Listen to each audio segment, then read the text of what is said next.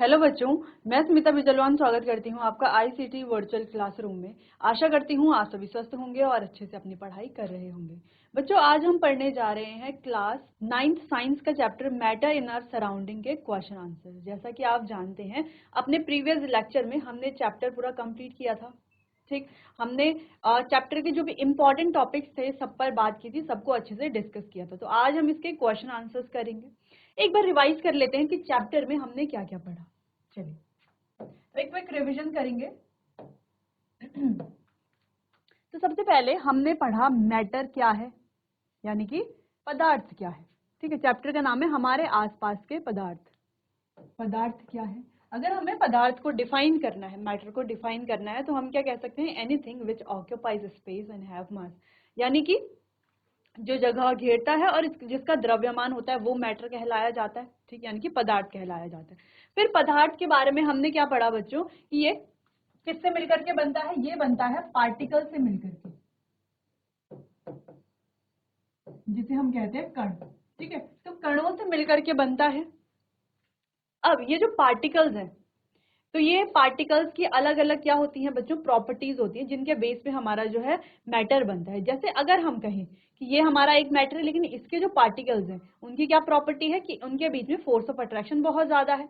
वहीं हमारा कोई गैस का मॉलिक्यूल है या गैस का कोई मैटर है, ठीक है, कोई गैसियस मैटर है, तो उसके अगर जो पार्टिकल्स हैं तो उनके बीच जो फोर्स ऑफ अट्रैक्शन है वो बहुत ज्यादा कम है। तो पार्टिकल्स की क्या प्रॉपर्टीज हैं, ये डिपेंड करती है कि कैसा जो है हमारा मैटर बनेगा। ठीक, तो चैप्टर में हमने पहले मैटर के बारे में पढ़ा। मैटर पार्टिकल से बनता है, कणों से बनता है। ये जो पार्टिकल्स हैं इन्हें एटम्स कहा जाता है, जिसको हम नेक्स्ट चैप्टर में डिस्कस करेंगे। अब ये पार्टिकल्स की क्या क्या प्रॉपर्टीज होती हैं, जैसे इनके बीच में आकर्षण बल होता है, यानी कि फोर्स ऑफ अट्रैक्शन होता है। ये निरंतर गति में रहते हैं, ये घुलनशील होते हैं, है ना। ये पानी में क्या करते हैं? डिजोल्व भी हो जाते हैं, कुछ पार्टिकल हो जाते हैं, कुछ पार्टिकल नहीं होते। और हमने बहुत सारी अलग अलग इनकी प्रॉपर्टीज के बारे में पढ़ा। डिफ्यूजन एक दूसरी प्रॉपर्टी है।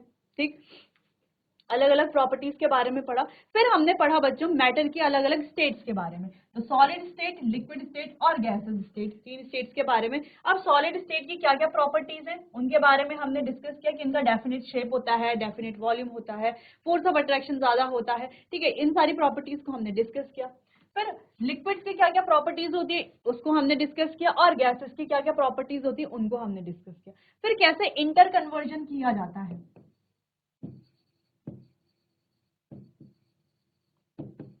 ठीक है, इन स्टेट्स में, सॉलिड से लिक्विड में, लिक्विड से गैस में, गैस से सॉलिड में, सॉलिड से गैस में, कैसे कैसे हम ये स्टेट्स को चेंज करते हैं इसके बारे में हमने पढ़ा। फिर हमने लेटेंट हीट के बारे में पढ़ा कि लेटेंट हीट क्या है। अलग अलग टर्म्स के बारे में पढ़ा, जैसे कि सब्लिमेशन क्या है, इवेपोरेशन क्या है, कंडेंसेशन क्या है, इसके अलावा मेल्टिंग और मेल्टिंग पॉइंट क्या है, बॉइलिंग और बॉइलिंग पॉइंट क्या है, इनके बारे में हमने डिटेल में डिस्कस किया। फिर बात की टेम्परेचर के एसआई यूनिट के बारे में। और ये जो यूनिट्स है बच्चों, इनको अलग अलग क्या हम चेंज कर सकते हैं, यानी कि जैसे केल्विन से डिग्री सेल्सियस, डिग्री सेल्सियस से डिग्री फ़ारेनहाइट, क्या हम ऐसे चेंज कर सकते हैं? बिल्कुल चेंज कर सकते हैं। फ़ारेनहाइट से सेल्सियस और सेल्सियस से केल्विन, तो ये भी हम चेंज कर सकते हैं, इसको भी हमने डिस्कस किया था। फिर हमने टेम्परेचर और प्रेशर के बारे में पढ़ा कि टेम्परेचर का क्या इफेक्ट पड़ता है, प्रेशर का क्या इफेक्ट पड़ता है, क्रिटिकल टेम्परेचर क्या है, क्रिटिकल प्रेशर क्या है, इवेपोरेशन क्या है, कौन कौन से फैक्टर है जो इवेपोरेशन को इफेक्ट करते हैं, इसके बारे में हमने पढ़ा। ठीक, तो काफी सारे इंपॉर्टेंट पॉइंट्स हमने यहाँ पर पढ़े, और लास्ट में हमने थोड़ा सा एक्स्ट्रा इन्फॉर्मेशन गैदर की, जिसमें हमने प्लाज्मा और बोस आइंस्टीन कंडेंसेशन, जो कि मैटर की 4th और 5th स्टेट है, इनके बारे में हमने बात की थी। ठीक, तो ये था चैप्टर का एक क्विक रिव्यू कि ये टॉपिक्स हमने इस चैप्टर में कंप्लीट किए थे। ठीक है, बाकी और छोटे छोटे कुछ टॉपिक्स और भी हैं। चलिए, तो अब करते हैं इनके क्वेश्चन आंसर्स को। चलिए स्टार्ट करते हैं। Which of the following is not a state of matter, यानी कि निम्नलिखित में से कौन सा द्रव की अवस्था नहीं है। ठीक है, द्रव्य की अवस्था नहीं है, या हम कहें पदार्थ की अवस्था नहीं है। ठीक, तो कौन सी नहीं है? देखो, सॉलिड अवस्था तो होती है, यानी कि ठोस अवस्था होती है, द्रव भी होती है और गैसीय अवस्था भी होती है। बच्चों, एनर्जी कोई स्टेट नहीं है। ठीक है, एनर्जी क्या है? कोई अवस्था नहीं है। ठीक, अगला क्वेश्चन है, the smell of hot sizzling food reaches you several metres away due to. अच्छा, जो गर्म खाना होता है, ठीक है, गर्म खाना होता है तो उसकी स्मेल जो है कई मीटरों दूर तक चली जाती है। तो ऐसा क्यों होता है? जो ठंडा खाना होता है, आपने अक्सर देखा होगा फ्रिज से अगर हम कोई खाना निकालते हैं तो उसमें खुशबू नहीं आती, और फ्रिज से निकाले हुए खाने को ही अगर हम गर्म करते हैं तो जैसे जैसे वो गर्म होता है वैसे वैसे उसकी खुशबू क्या होने लगती है, दूर दूर तक फैलने लगती है। ऐसा क्यों होता है बच्चों? ऐसा होता है डिफ्यूजन की वजह से। किसकी वजह से? डिफ्यूजन की वजह से। क्योंकि जैसे ही पार्टिकल जब ठंडे रहते हैं, कूल रहते हैं, तब पार्टिकल्स मूव नहीं करते। जैसे ही हम पार्टिकल्स को क्या करते हैं, हीट देते हैं, टेम्परेचर इंक्रीज करते हैं, तो पार्टिकल्स क्या होने लगते हैं, काइनेटिक एनर्जी उनकी बढ़ने लगती है और वो मूवमेंट करने लगते हैं और मूव करते हैं, कई मीटर दूर तक जाते हैं, स्मेल जो है कई दूर तक पहुंच जाती है। नेक्स्ट क्वेश्चन है, the rate of diffusion is fastest in. अच्छा, डिफ्यूजन का जो रेट है वो सबसे ज्यादा किसमें होता है? क्या वो सॉलिड में होगा या लिक्विड में होगा या गैसेस में होगा? तो किसमें होता है बच्चों? वो होता है गैसेस में, क्योंकि गैस के जो पार्टिकल्स है वो काफी दूर दूर तक मूव कर सकते हैं, है ना। ठीक, तो इस वजह से गैसेस में जो रेट ऑफ डिफ्यूजन है वो बहुत ज्यादा होगा। तो ये जो सारे क्वेश्चन हम पढ़ रहे हैं इनको हम तभी सॉल्व कर पाएंगे जब हमने सॉलिड, लिक्विड और गैसेस की प्रॉपर्टीज को अच्छे से पढ़ा हुआ होगा। ठीक, तो हमने अच्छे से पढ़ा है चैप्टर में, आप एक बार रिवाइज भी उसे कर लीजिएगा। आगे बढ़ते हैं अगले क्वेश्चन की तरफ। The particles of matter are. अब मैटर के जो पार्टिकल है क्या वो हमेशा स्थिर होते हैं? नहीं, स्थिर तो नहीं होते। क्या वो हमेशा मोशन में रहते हैं? हाँ, मोशन में तो रहते हैं। बिग साइज के होते हैं? नहीं, हमें पता है पार्टिकल्स क्या होते हैं, हमेशा छोटे साइज के होते हैं। Not present in gases. Gases में उपस्थित नहीं होते, तो ऐसा नहीं होता, गैस में भी पार्टिकल्स होते हैं। ठीक, तो इसका आंसर है बच्चों ऑलवेज इन मोशन, हमेशा गतिशील रहते हैं। नेक्स्ट क्वेश्चन है, which process converts a solid directly into gas.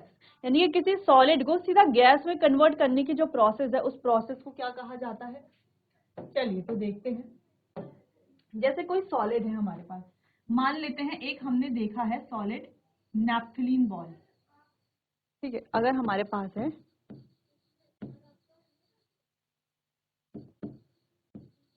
Naphthalene ball, जिसे हम कपूर भी कहते हैं, तो ऐसा होता है कुछ, लेकिन व्हाइट कलर का होता है। ठीक है, तो ये क्या हो जाता है बच्चों, डायरेक्टली क्या हो जाता है, इवेपोरेट हो जाता है। या सीधा किस में कन्वर्ट हो जाता है? सीधा ये क्या बन जाता है, गैसियस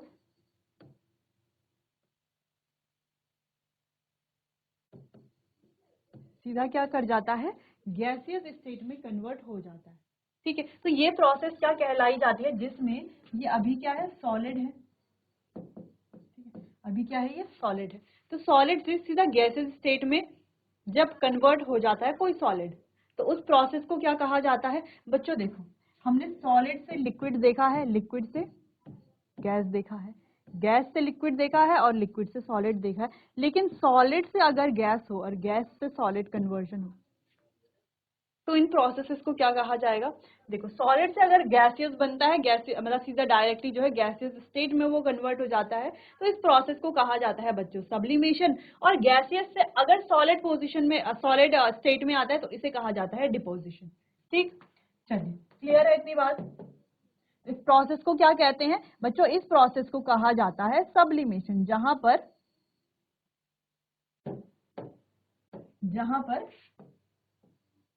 सॉलिड से सीधा गैस में कन्वर्जन होता है स्टेट का।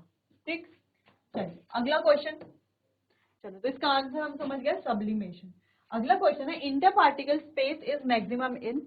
अच्छा, पार्टिकल्स के अंदर का स्पेस सबसे ज्यादा किसमें होता है? देखो, अगर ये हमारा एक सॉलिड मैटर है, ठीक है, तो इसके पार्टिकल्स का स्पेस क्या होगा, सबसे कम होगा। ठीक है, सबसे कम स्पेस के पार्टिकल्स के बीच में होगा। लिक्विड की बात करें तो लिक्विड के पार्टिकल्स में इससे थोड़ा ज्यादा स्पेस होगा। अगर गैसेस के बात करें तो गैसेस के पार्टिकल्स के बीच में बहुत ज्यादा स्पेस होगा। ठीक है, अच्छा, बहुत ज्यादा स्पेस होने की वजह से गैसेस के पार्टिकल्स जो है काफी दूर दूर रहते हैं। ठीक है, दूर दूर रहने की वजह से उनके बीच में जो फोर्स ऑफ अट्रैक्शन होता है वो ना के बराबर होता है, बहुत कम फोर्स ऑफ अट्रैक्शन उनके बीच में होता है। ठीक, तो यहाँ पर आंसर है बच्चों गैसेस। तो गैसेस के जो पार्टिकल्स हैं उनके बीच सबसे ज्यादा स्पेस होता है। सिंपल। चलिए आगे बढ़ते हैं अगले क्वेश्चन की तरफ। अगला क्वेश्चन है, matter is made up of. अब मैटर किस चीज से बना हुआ होता है? सिंपली हमें पता है मैटर बनता है पार्टिकल से मिलकर के। बिल्कुल, पार्टिकल से तो बनता है। क्या मैटर मॉलिक्यूल से बनता है? नहीं, पार्टिकल से मॉलिक्यूल बनते हैं। क्या मैटर एटम से बनता है? तो हम एटम कह सकते हैं कि एटम से बनता है, लेकिन एटम और मॉलिक्यूल से मिलकर के मैटर बनता है, ठीक है। तो हम ऐसे नहीं कह सकते कि सिर्फ एटम से बन रहा है, एटम और मॉलिक्यूल से मिलकर के क्या बनता है, हमारे पार्टिकल्स बनते हैं। सेल्स से मिलकर के बनते हैं नहीं, सेल्स अलग चीज हो गई, सेल्स से मिलकर के बच्चों टिश्यू बनते हैं। चलिए, तो अगला क्वेश्चन है, which state of matter has a definite shape and volume. अच्छा, एक डेफिनेट शेप यानी कि एक निश्चित आकार और आयतन किसमें होता है, ये हमें पता है किसमें होता है। जैसे अगर हम इस मार्कर की बात करें तो इसका क्या है, एक डेफिनेट शेप है और एक डेफिनेट वॉल्यूम है, बिल्कुल है। अगर हम पानी की बात करते हैं तो पानी का क्या डेफिनेट वॉल्यूम है, वॉल्यूम तो है। क्या डेफिनेट शेप है, एक फिक्स शेप है पानी का, नहीं है, है ना।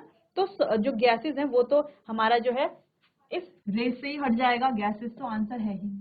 बात करते सॉरी लिक्विड तो आंसर है ही नहीं। बात करते हैं गैसेस की। तो गैसेस, क्या गैसेस का कोई शेप होता है, नहीं होता। क्या उनका फिक्स वॉल्यूम होता है, नहीं होता, है ना। तो ये भी क्या है, रेस से बाहर। बात करते हैं प्लाज्मा। प्लाज्मा है हमारी फोर्थ स्टेट, ठीक है। लेकिन प्लाज्मा का यूज यहाँ पर जो है,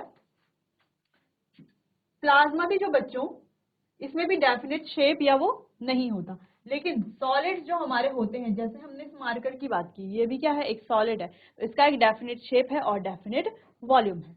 अगला क्वेश्चन, बॉइलिंग इज अब बॉइलिंग किस प्रकार का चेंज है, क्या ये कोई रासायनिक परिवर्तन है, यानी कि रासायनिक परिवर्तन कब होता है, कोई केमिकल चेंज कब होगा, जब इसके जो भी हमारा मैटर है उसका जो केमिकल कंपोजिशन है उसमें कोई चेंज आएगा, या कोई नया पदार्थ बनेगा, या कलर में या स्मेल में कोई चेंज आएगा। इस प्रकार का अगर कोई चेंज हो तो उसे कहा जाएगा केमिकल चेंज, ठीक है। तो ये पानी को उबालना एक केमिकल चेंज तो नहीं लग रहा, तो क्या ये एक फिजिकल चेंज लग रहा है। फिजिकल चेंज क्या होता है बच्चों, पहले हमें ये पता होना चाहिए, जहां पर कोई नया पदार्थ नहीं बनता, बस अवस्था में परिवर्तन होता है। जैसे अगर हम गए बर्फ का पिघलना, किस प्रकार का परिवर्तन है, तो ये एक फिजिकल चेंज है भाई, क्योंकि बर्फ पिघल रही है, पिघल करके पानी बन रही है ना। तो कोई केमिकल कंपोजिशन में कोई चेंज नहीं आया, कोई नया पदार्थ यहाँ पर नहीं बना। अब बाकी हम जो बर्फ है उस जो पानी है उससे वापस बर्फ भी बना सकते हैं, यानी कि रिवर्सिबल भी है। तो इस प्रकार का जो चेंज होता है उसे फिजिकल चेंज कहा जाता है। तो पानी का उबलना भी क्या है, एक फिजिकल चेंज है, क्योंकि पानी से जब पानी उबल रहा है तो बनेगा क्या, भाप बनेगी।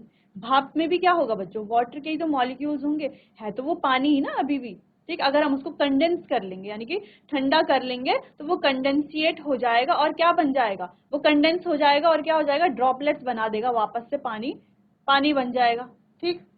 चलिए, तो किस प्रकार का चेंज है, एक फिजिकल चेंज है। देखो बच्चों, ये एक इरिवर्सिबल चेंज है, क्या इरिवर्सिबल चेंज, यानी कि जिसको वापस रिवर्स नहीं किया जा सकता। तो इरिवर्सिबल ये नहीं है, हम इसको रिवर्स कर सकते हैं, यानी कि जो इसके वाटर वेपर्स होंगी, जो भाप होगी, उसको कंडेंस करके वापस से वाटर में चेंज हम कर सकते हैं। अगला ऑप्शन है यहाँ पे, क्या ये परमानेंट चेंज है, तो ये परमानेंट चेंज नहीं है, यानी कि पानी से भाप बना तो भाप ही रहेगा, हमेशा नहीं, भाप से वापस पानी बनाया जा सकता है, ठीक है। तो परमानेंट चेंज नहीं है, टेम्पररी चेंज है। दूसरा, इरिवर्सिबल नहीं है, रिवर्सिबल है। तीसरा, केमिकल चेंज है, बिल्कुल भी नहीं, कैसा चेंज है, फिजिकल चेंज, ठीक। चलिए, नोट कर लीजिए इतने।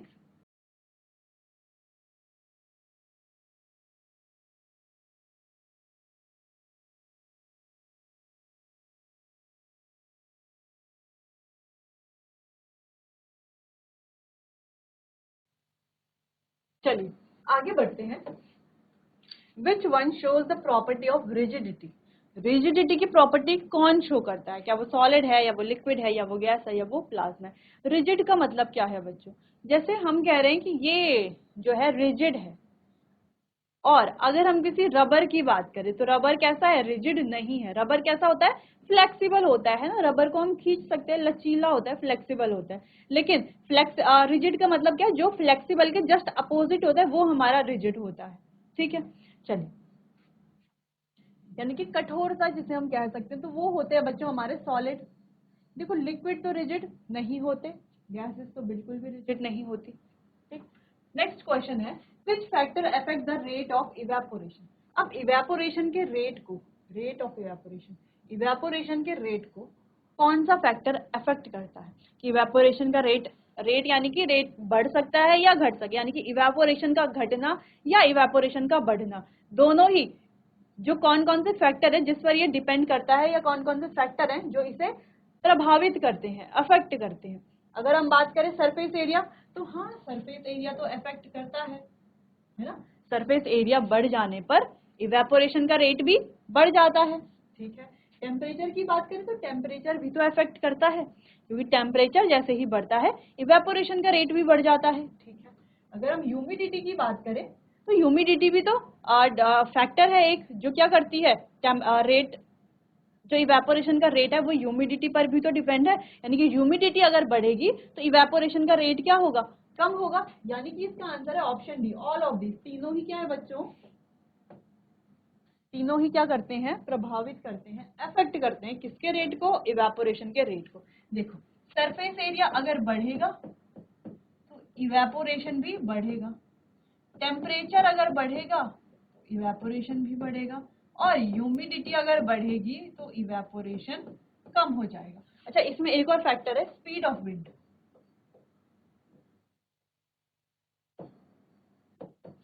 स्पीड ऑफ विंड अगर बढ़ेगी तो इवेपोरेशन जो है वो कम हो जाएगा, ठीक है। तो ये कुछ फैक्टर्स थे जो हमने जब हम इवेपोरेशन पढ़ रहे थे तो वहां पर हमने इन फैक्टर्स को डिस्कस किया था। अगला है the boiling point of water at sea level is. अच्छा सी लेवल पर जो वाटर का जो बॉइलिंग पॉइंट है,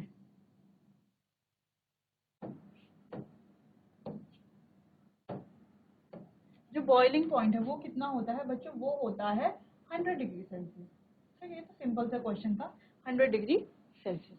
नेक्स्ट क्वेश्चन की बात करते हैं।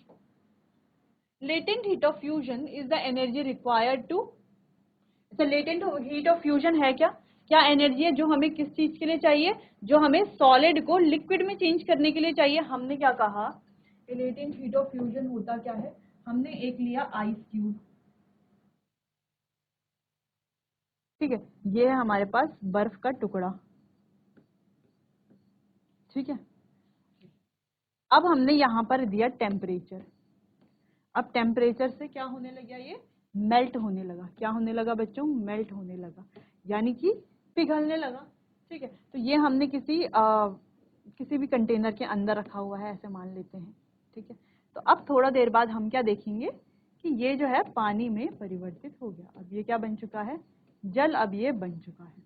अब इसका टेम्परेचर अभी तो था 0 डिग्री सेल्सियस, लेकिन अभी भी इसका टेम्परेचर क्या है, 0 डिग्री सेल्सियस। अब ये क्या जादू है ना, क्योंकि टेम्परेचर तो हमने दिया, जब हमने टेम्परेचर बढ़ाया तभी तो ये मेल्ट हुआ, है ना। तो टेम्परेचर बढ़ाने पर भी ये जो वाटर है, ये जो पानी में ये जो चेंज हुआ इसकी स्टेट, तो अभी भी इसका जो टेम्परेचर है वो 0 डिग्री सेल्सियस ही है। वो जो हीट हमने दी वो हीट कहाँ गई, कहाँ गई वो हीट, तो वो हीट क्या होगी बच्चों, वो हीट कहाँ चली गई, वो हीट चली गई प्रोसेस में, ठीक है। इस पूरे प्रोसेस में, कौन से प्रोसेस में, ये सॉलिड से लिक्विड कन्वर्ट करने के प्रोसेस में वो पूरी हीट लग गई। और इसी हीट को, यानी कि वो हीट कैसी है, वो हीट तो है लेकिन कैसी हीट है, हिडन हीट है। कैसी हीट है, हिडन हीट है, या हम कह सकते हैं छुपी हुई हीट है, ठीक है। या हम कह सकते हैं हिडन हीट है या छुपी हुई हीट है।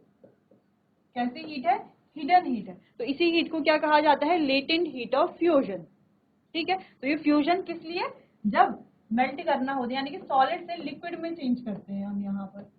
इसका आंसर क्या है, change solid to liquid, simple सा ये आंसर है। रेज टेम्परेचर नहीं, टेम्परेचर बढ़ाते तो हैं ही, सॉलिड टू लिक्विड करते हैं, ये इसका आंसर है। गैसेस टू सॉलिड नहीं, नन, ये तो है ही नहीं। चलिए, inter particle space is maximum in, यानी कि जो पार्टिकल्स हैं उनके अंदर का जो स्पेस है वो सबसे ज्यादा किस में होता है, तो क्या वो सॉलिड्स के अंदर स्पेस सबसे ज्यादा होता है पार्टिकल्स में, नहीं होता। देखो इसके जो पार्टिकल्स हैं उनके बीच में स्पेस सबसे ज्यादा कम होता है, सबसे मिनिमम स्पेस, सबसे मैक्सिमम स्पेस किस में होता है, गैस के पार्टिकल्स में होता है, ठीक है। अगला question, the process of conversion of gas to liquid, यानी कि किसी गैस को लिक्विड में कन्वर्ट करने की जो ये प्रोसेस है। अब गैस मान लेते हैं जलवाष्प, है ना, भाप या जलवाष्प, वाटर वेपर जिसे कहते हैं, जलवाष्प। जलवाष्प से क्या बन रहा है, जल बन रहा है। तो इस प्रोसेस को क्या कहते हैं, इस प्रोसेस को कहा जाता है बच्चों कंडेंसेशन, ठीक है। तो ये तो हमारी कंडेंसेशन की प्रोसेस है। बाकी इवेपोरेशन की अगर हम बात करें, यहाँ पर ऑप्शन ए दिया हुआ है इवेपोरेशन। तो इवेपोरेशन क्या प्रोसेस है, जहां पर बच्चों लिक्विड से गैस में कन्वर्ट होता है, ठीक है, लिक्विड से गैस, इसका उल्टा यानी कि लिक्विड से गैस में कन्वर्ट होता है, वो होती है इवेपोरेशन। बात करें फ्रीजिंग, तो फ्रीजिंग में क्या होता है,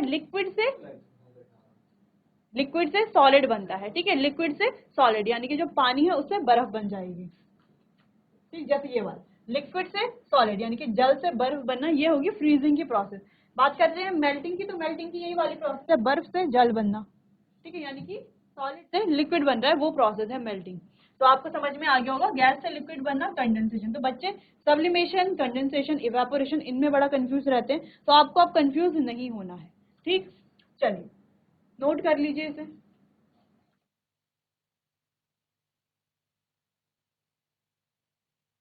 आगे बढ़ते हैं। नेक्स्ट क्वेश्चन है, the term latent in latent heat means. अच्छा, लेटेंट का मतलब क्या है लेटेंट हीट में, अभी हमने पढ़ा था क्या मतलब है, हिडन। लेटेंट हीट मतलब जो छुपी हुई हीट है, जो प्रोसेस के दौरान यूज हो गई लेकिन स्टेट में नहीं दिखती है, ठीक।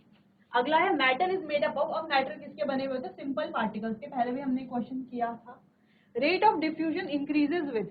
अच्छा, डिफ्यूजन का रेट बढ़ जाता है कब, डिफ्यूजन यानी कि जैसे हमने कहा कि हमने यहाँ पर एक अगरबत्ती जलाई, ठीक है, ये है अगरबत्ती, ये हमने अगरबत्ती को जलाया, तो इसके